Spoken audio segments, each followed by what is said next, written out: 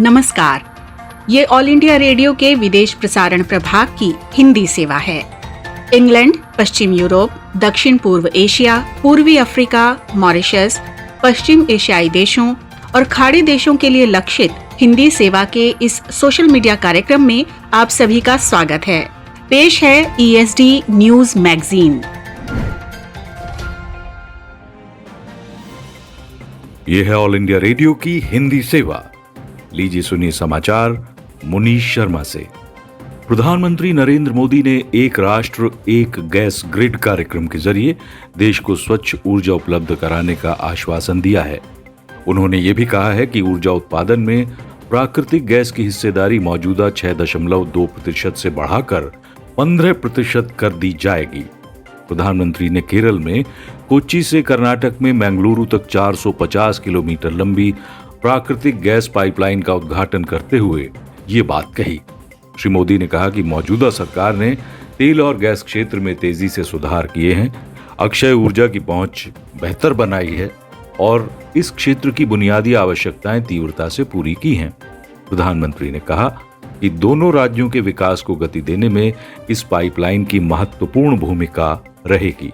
श्री मोदी ने कहा कि सरकार की नीतिगत पहल से रसोई गैस का इस्तेमाल बढ़ने से केरोसिन पर राज्यों की निर्भरता कम हुई है। 2014 तक केवल 24 करोड़ LPG कनेक्शन थे, जबकि इसके बाद के 6 वर्ष में 24 करोड़ नए कनेक्शन भी दिए गए। उज्ज्वला योजना के तहत 8 करोड़ गरीबों को ये कनेक्शन दिए गए हैं। श्री मोदी ने कहा कि महामारी के कारण लॉकडाउन के दौरान केंद्र सरकार ने 12 करोड़ सिलेंडर निःशुल्क उपलब्ध कराए। 1987 में पहली प्राकृतिक गैस पाइपलाइन शुरू किए जाने के बाद 27 वर्ष में केवल 15,000 किलोमीटर पाइपलाइन बिछाई गई। श्री मोदी ने कहा कि 2014 के बाद केवल 6 साल में 16,000 किलोमीटर से अधिक नई पाइपलाइन बिछाने का काम हुआ। प्रधानमंत्री ने कहा कि कोच्चि से मंगलुरु तक 3,000 करोड़ रुपए की इस परियोजना से रोजगार के 12 लाख मानव दिन सृजित हुए हैं। श्री मोदी ने यह भी कहा कि इस पाइपलाइन के कार्यान्वयन से देश की हजारों करोड़ रुपए की विदेशी मुद्रा के खर्च में बचत होगी और इससे COP21 के लक्ष्यों को प्राप्त करने में मदद मिलेगी। श्री मोदी ने कहा कि भारत में विकास की जो रफ्तार इस समय है वो पहले नहीं थी। CNG केंद्रों की प्रगति का जिक्र करते हुए प्रधानमंत्री ने कहा कि 27 वर्षों में केवल 900 केंद्र ही उपलब्ध कराए गए थे, जबकि 2014 के बाद 6 वर्ष में 1,500 नए CNG केंद्रों का निर्माण किया गया है।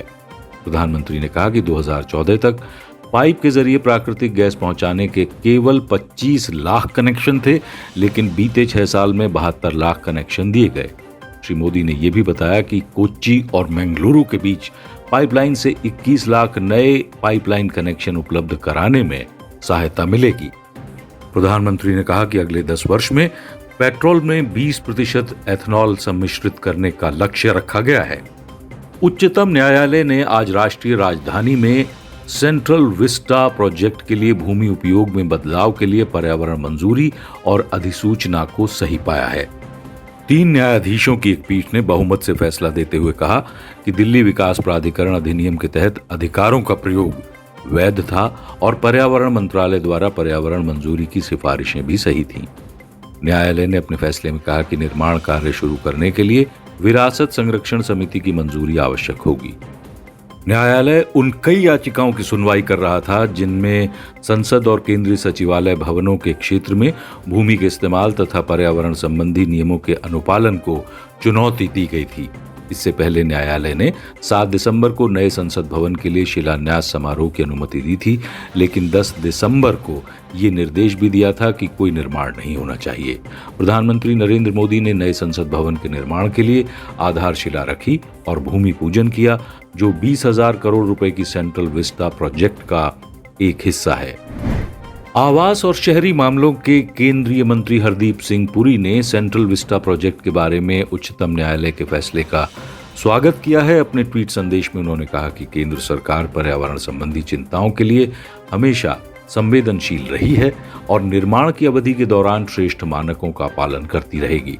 उन्होंने कहा कि दिल्ली विश्व स्तरीय राजधानी बनने की ओर अग्रसर है और सन 2022 में आजादी के 75 साल पूरे होने पर संसद की एक नई इमारत तैयार हो जाएगी। उद्योग एवं आंतरिक व्यापार संवर्धन विभाग ने भारतीय उद्योगों में उत्पादकता और गुणवत्ता को बढ़ाने के लिए विशेष वेबिनार मैराथन उद्योग मंथन का आयोजन किया है। ये कल यानी सोमवार से शुरू हुआ था और 2 मार्च तक चलेगा। वाणिज्य उद्योग मंत्री पीयूष गोयल कल बुधवार के सत्र की अध्यक्षता करेंगे। इस वेबिनार में 45 सदस्य होंगे, जिनमें विनिर्माण और सेवाओं के विभिन्न बड़े क्षेत्रों पर विचार विमर्श किया जाएगा।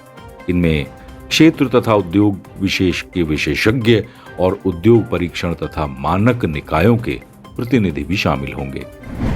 देश में कोविड से स्वस्थ होने वालों की दर 96.32% हो गई है। पिछले 24 घंटों में 29,000 लोग ठीक हुए हैं। स्वास्थ्य मंत्रालय ने बताया है कि अभी तक कोविड से 99,75,958 लोग स्वस्थ हो चुके हैं। देश में कुल मामलों में से केवल 2.23% सक्रिय मामले हैं।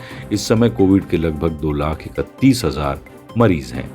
पिछले 24 घंटों में आए कोविड के 16,375 नए रोगियों को मिलाकर अब संक्रमितों की संख्या 1,03,56,000 को पार कर चुकी है। मंत्रालय ने कहा कि भारत में कोविड से होने वाली मृत्यु दर 1.45% है, जो दुनिया के अधिकांश देशों की तुलना में काफी कम है। बीते एक दिन में हुई 201 मौतों को मिलाकर अभी तक 1,49,850 लोग इस महामारी की चपेट में आ चुके हैं। भारतीय आयुर्विज्ञान अनुसंधान परिषद के अनुसार पिछले 24 घंटों में 8,96,000 से अधिक नमूनों की जांच की गई। अभी तक देश में 17,65,00,000 से अधिक नमूनों की जांच हो चुकी है। सरकार ने कहा है कि भारत में स्वीकृत कोविड का टीका अन्य देशों में विकसित किए गए किसी भी वैक्सीन के समान कारगर है। स्वास्थ्य मंत्रालय ने कोविड के टीके से संबंधित विभिन्न पहलुओं के बारे में बार बार पूछे जाने वाले सवालों की एक श्रृंखला जारी की है। तेलंगाना में पिछले 24 घंटे के दौरान कोविड के 256 मामले सामने आए और इसके साथ ही राज्य में कुल संक्रमित लोगों की संख्या 2,87,993 हो गई। कल 42,000 से अधिक मामलों की जांच की गई थी। इस दौरान 317 लोगों के संक्रमण मुक्त होने से स्वस्थ होने की दर 97.71% हो गई है। केंद्र शासित प्रदेश पुदुचेरी में कोविड-19 के 47 नए मामले सामने आए और 31 लोग स्वस्थ भी हुए। इस समय वहां संक्रमण के 373 सक्रिय मामले हैं। अभी तक वहां 4,98,724 नमूनों की जांच की गई है। कोविड संक्रमण से वहां अभी तक 635 लोगों की मौत हुई है और ठीक होने की दर 97.37% है। बिहार में कोविड टीकाकरण के पहले चरण के लिए 4,42,195 लोगों का पंजीकरण किया गया है। राज्य के स्वास्थ्य मंत्री मंगल पांडे ने बताया कि टीकाकरण प्रक्रिया के लिए 65,000 स्वास्थ्य कर्मियों की पहचान की गई है। उन्होंने बताया कि टीकाकरण स्थलों का चयन कर लिया गया है। इन्हें चुनाव में मतदान के लिए बनाए जाने वाले केंद्रों की तर्ज पर तैयार किया जाएगा। श्री पांडे ने बताया कि कोविशील्ड और कोवैक्सीन टीकों की गुणवत्ता बनाए रखने के लिए जिला स्तर पर कोल्ड चेन उपकरणों का इस्तेमाल भी किया जाएगा। श्री पांडे ने बताया कि राज्य सरकार को टीकों के भंडारण के लिए केंद्र से 980 से अधिक उपकरण मिल गए हैं। इससे राज्य के पास कुल उपकरणों की उपलब्धता 2,600 से अधिक हो गई है। उन्होंने बताया कि प्रत्येक खंड के लिए जिलावार कोल्ड चेन प्रबंधकों को प्रशिक्षित किया गया है।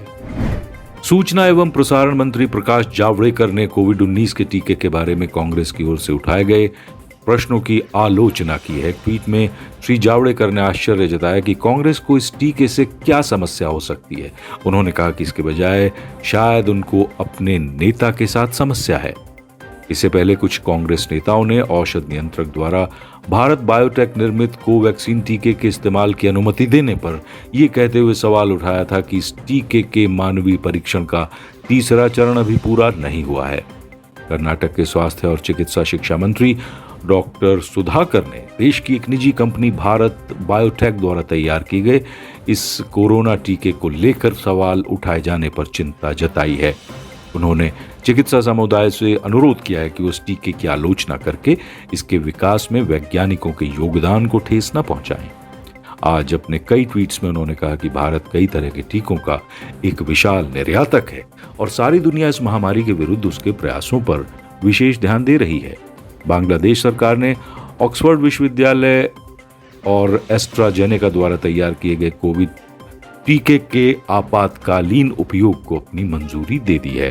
बांग्लादेश की कंपनी बिक्सिको फार्मास्यूटिकल्स लिमिटेड ने 13 दिसंबर को 3 करोड़ टीके आयात करने के लिए सीरम इंस्टीट्यूट ऑफ इंडिया के साथ एक समझौते पर हस्ताक्षर किए थे। बांग्लादेश के विदेश मंत्री अब्दुल मोमेन ने ढाका में कल पत्रकारों को बताया कि भारत में तैयार टीके समय पर बांग्लादेश पहुंच जाएंगे। उन्होंने कहा कि सरकार ये टीके अन्य देशों से भी मंगाने के प्रयास कर रही है। ब्रिटेन के प्रधानमंत्री बोरिस जॉनसन ने कोविड-19 के बढ़ते मामलों को देखते हुए राष्ट्रव्यापी लॉकडाउन की घोषणा की है। इसमें लोगों को हिदायत दी गई है कि वो कोरोना वायरस के नए और अधिक संक्रामक रूप से बचने के लिए अपने घरों में ही रहें। इसके चलते देश भर में स्कूल, होटल और गैर जरूरी दुकानें बंद रहेंगी। ऑक्सफोर्ड विश्वविद्यालय और एस्ट्राजेनेका द्वारा मिलकर बनाई गई वैक्सीन की शुरुआत करने वाला पहला देश बनने पर सरकार की ओर से ब्रिटेन की सफलता की सराहना होने के कुछ ही घंटों में लॉकडाउन लगाने की घोषणा करनी पड़ गई। और इसके साथ ही समाचार बुलेटिन समाप्त हुआ। सुनते रहिए ऑल इंडिया रेडियो की हिंदी सेवा।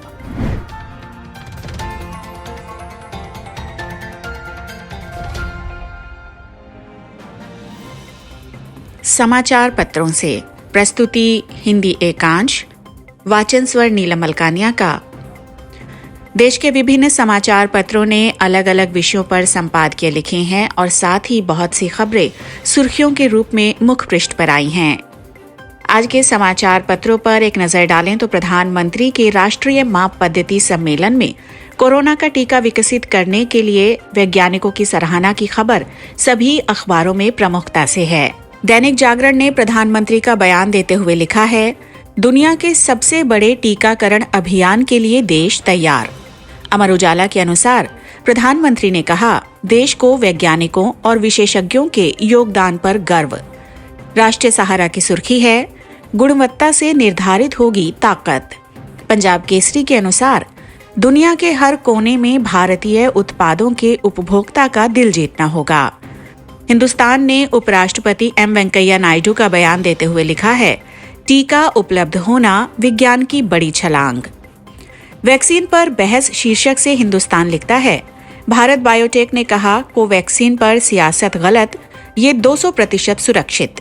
पत्र के अनुसार टीका मंजूर होने के साथ ही पड़ोसी देशों में भी तैयारी। भारत से जल्द टीका चाहते हैं पड़ोसी देश। बांग्लादेश और नेपाल को टीका मिलने का पूरा भरोसा। अमर उजाला का कहना है, सरकार को 300 और निजी क्षेत्रों को 600 रुपए में मिलेगा टीका। पत्र के अनुसार 1 माह में एस्ट्राजेनेका की 10 करोड़ खुराक तैयार होंगी। राष्ट्रीय सहारा ने लिखा है, टीके की मंजूरी से झूमा बाजार, सेंसेक्स 48,000 के पार। केंद्र सरकार और किसान संगठनों के बीच 7वें दौर की बातचीत की खबर पर हिंदुस्तान की सुर्खी है, बिगड़ी बात बनाने की अगली कोशिश 8 को। दैनिक जागरण लिखता है, किसान संगठनों के अड़ियल रुख के चलते बेनतीजा रही 7वें दौर की वार्ता। दैनिक जागरण की सुर्खी है, बेनामी संपत्ति मामले में वाड्रा से 9 घंटे पूछताछ, ब्रिटेन में अघोषित संपत्ति के आरोपों की चल रही है जांच। पत्र ने जी समूह, लार्सन एंड ट्रूबो के कार्यालयों पर छापे की खबर भी प्रकाशित की है। दैनिक जागरण लिखता है, पाक से गैर नाटो सहयोगी का दर्जा छीन सकता है अमेरिका। पत्र के अनुसार प्रतिनिधि सभा में रिपब्लिक सांसद ने पेश किया बिल, 2004 में गैर नाटो सहयोगी के तौर पर नामित हुआ था पाकिस्तान। राष्ट्रीय सहारा का शीर्षक है, सरकार की समुद्री विमान सेवा शुरू करने की तैयारी, अंडमान निकोबार और लक्षद्वीप में चलेंगे समुद्री विमान। गुवाहाटी में रिवर फ्रंट और दिल्ली में यमुना रिवर फ्रंट में भी चलेंगे विमान। नवभारत टाइम्स ने साख का सवाल शीर्षक से अपने संपादकीय में लिखा है, देश में कोरोना से बचाने वाले टीकों कोविशील्ड और कोवैक्सीन के इमरजेंसी इस्तेमाल की इजाजत देशवासियों के लिए जितनी बड़ी राहत की खबर बन सकती थी उतनी नहीं बन पाई। वजह ये रही कि खबर आने के ठीक बाद विपक्ष के कई नेताओं ने इस मंजूरी पर सवाल खड़े कर दिए। उनका कहना था कि मंजूरी देने में जो हड़बड़ी दिखाई गई है वो बेहद खतरनाक है। सरकार और सत्तारूढ़ दल की तरफ से इन आरोपों का जवाब चिर परिचित अंदाज में विपक्षी नेताओं पर हमले की शक्ल में दिया गया। निश्चित रूप से विपक्ष के कुछ नेता अवसर की अपेक्षा के अनुरूप गंभीरता नहीं दिखा सके। इन टीकों को बीजेपी का टीका करार देना और इन्हें नपुंसकता से जोड़ना न केवल गलत है, बल्कि कठिन चुनौती के इस दौर में देशवासियों के बीच अविश्वास और संदेह का माहौल पैदा करता है। बावजूद इसके विपक्षी नेताओं के उठाए सवालों को पूरी तरह से खारिज नहीं किया जा सकता। ये सच है कि किसी लोकतांत्रिक देश में राजनेताओं के बयानों की पहुंच ज्यादा होती है और इस वजह से इन बयानों की गूंज ज्यादा बड़ी हो गई है। लेकिन सवाल सिर्फ राजनीतिक हलकों में नहीं, विशेषज्ञों और जानकारों की ओर से भी उठाए जा रहे हैं। इस तथ्य से इनकार नहीं किया जा सकता कि भारत बायोटेक द्वारा बनाए गए टीके कोवैक्सीन का फेज 3 ट्रायल अभी पूरा नहीं हुआ है। ऐसे में ये सवाल तो बनता है कि DCGI यानी drug controller general of India ने आखिर किस आधार पर इस वैक्सीन को सुरक्षित मान लिया। मंजूरी की घोषणा के बाद स्वाभाविक ही अपेक्षा की जा रही थी कि इससे जुड़े सभी सवालों के जवाब दिए जाएंगे, लेकिन लिखित वक्तव्य पढ़ने के बाद बिना कोई सवाल लिए प्रेस कॉन्फ्रेंस खत्म कर दी गई। All India drug action network ने ठीक ही नियामक से अनुरोध किया कि जिन आंकड़ों के आधार पर मंजूरी देने का फैसला लिया गया है, उन्हें सार्वजनिक किया जाए ताकि उनका स्वतंत्र परीक्षण किया जा सके। देश में टीकों को लेकर हिचक पैदा करने वाली कई घटनाएं हो चुकी हैं, जिन पर कोई संतोषजनक स्पष्टीकरण अब तक नहीं आया है। एक बहुचर्चित मामले में हरियाणा के स्वास्थ्य मंत्री टीका लेने के बाद कोरोना संक्रमित हो गए।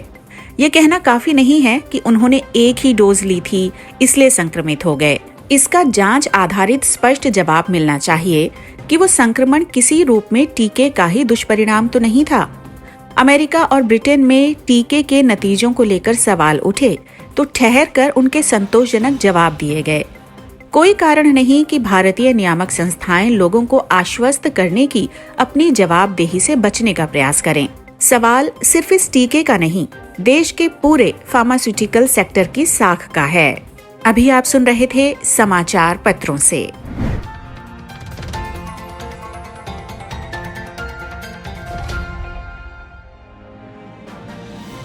सामयिक वार्ता। विषय: पाकिस्तान में राजनीतिक धोखाधड़ी जारी। आलेख: पाकिस्तानी मामलों की विश्लेषक डॉक्टर ज़ैनब अख्तर का। वाचन स्वर्णिला मलकानिया का। 5 जनवरी 2021 के लिए। पाकिस्तान में विपक्षी दलों में गैर सरकारी संगठन पाकिस्तान डेमोक्रेटिक मूवमेंट या PDM ने लाहौर में मीनारे पाकिस्तान पर 2020 में अपने विरोध प्रदर्शन का पहला चरण समाप्त किया। इस विरोध प्रदर्शन को इमरान खान के नेतृत्व वाली पाकिस्तान तहरीक-ए-इंसाफ को सत्ता से हटाने के लिए निर्णायक झटका करार दिया गया। हालांकि लाहौर का जलसा इच्छित परिणाम सामने नहीं ला सका और दल का मजबूत गढ़ माने जाने वाले पंजाब में PMLN कोई खास प्रदर्शन नहीं कर पाई। इस्लामाबाद तक लंबी यात्रा के रूप में PDM ने दूसरे चरण के प्रदर्शन की घोषणा की थी, लेकिन PDM का मनोबल इस समय काफी कमजोर है। PDM के बहुत से सदस्यों ने राष्ट्रीय और क्षेत्रीय सभाओं से इस्तीफा देने के विचार का विरोध किया, जो कि लाहौर जलसे के बाद उनका अगला कदम हो सकता था। जमाते उलमाए इस्लामी F में दरार पड़ने लगी है और मौलाना फजलुर रहमान के विरोध में आवाजें बुलंद होने लगी हैं। साथ ही पाकिस्तान सरकार ने भी अपनी जवाबी रणनीति आरंभ कर दी है, क्योंकि प्रधानमंत्री इमरान खान ने कहा कि वे NRO के अतिरिक्त किसी भी मुद्दे पर PDM से वार्ता करने के लिए तैयार हैं, लेकिन फजलुर रहमान और मरियम नवाज से वे वार्ता नहीं करना चाहते, क्योंकि ये दोनों किसी पद पर आसीन नहीं हैं। PDM को अंतिम झटका उस समय लगा जब इस्लामाबाद में PMLN की बैठक के बाद इसके प्रमुख सदस्य ख्वाजा मोहम्मद आसिफ को राष्ट्रीय उत्तरदायित्व ब्यूरो ने आय के ज्ञात सूत्रों से अधिक संपत्ति के मामले में गिरफ्तार कर लिया। प्रशासन पर और अधिक दबाव बनाने के लिए PDM ने पहली बार नए साल के अवसर पर अपनी हालिया बैठक के बाद विशेष रूप से ये बताया कि इस्लामाबाद तक लंबी पदयात्रा असल में रावलपिंडी में पाकिस्तान सेना के मुख्यालय तक की जाएगी। इमरान खान द्वारा इस्तीफा न दिए जाने पर ऐसा किया जाएगा। PDM ने पहली बार PTI सरकार को 31 जनवरी तक की समय सीमा दी है। तब तक इस्तीफा न देने पर PDM ने विरोध प्रदर्शन बढ़ाने, रावलपिंडी तक मार्च करने और एनएबी तथा पाकिस्तान के चुनाव आयोग कार्यालयों के सामने प्रदर्शन करने का संकल्प व्यक्त किया है। मौलाना फजलुर रहमान पीडीएम प्रमुख ने कहा है कि अब वे नकली इमरान खान सरकार को स्थापित करने वाली सेना को अपना निशाना बनाएंगे।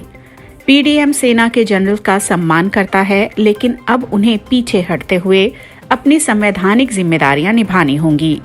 लेकिन फिर भी पीएमएलएन को झटका देते हुए सरकार ने फरवरी 2021 में नवाज शरीफ के पासपोर्ट की वैध तिथि समाप्त हो जाने के बाद पासपोर्ट रद्द करने का फैसला किया है।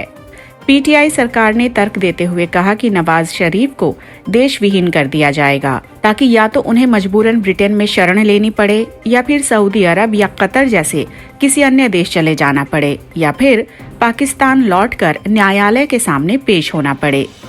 हालांकि कुछ विश्लेषकों का तर्क ये है कि श्री शरीफ का पासपोर्ट रद्द हो जाने से वे स्टेटलेस हो जाएंगे, जिसका अर्थ होगा कि पाकिस्तानी नागरिक रहते हुए केवल अंतर्राष्ट्रीय यात्रा करने के अधिकार से वंचित हो जाएंगे। लाहौर में हुई हालिया बैठक के बाद पीडीएम पाकिस्तान पीपुल्स पार्टी का सुझाव मानती हुई लगती है कि आगामी उपचुनावों में शामिल होने के लिए इसे लोकतांत्रिक राह अपनानी चाहिए।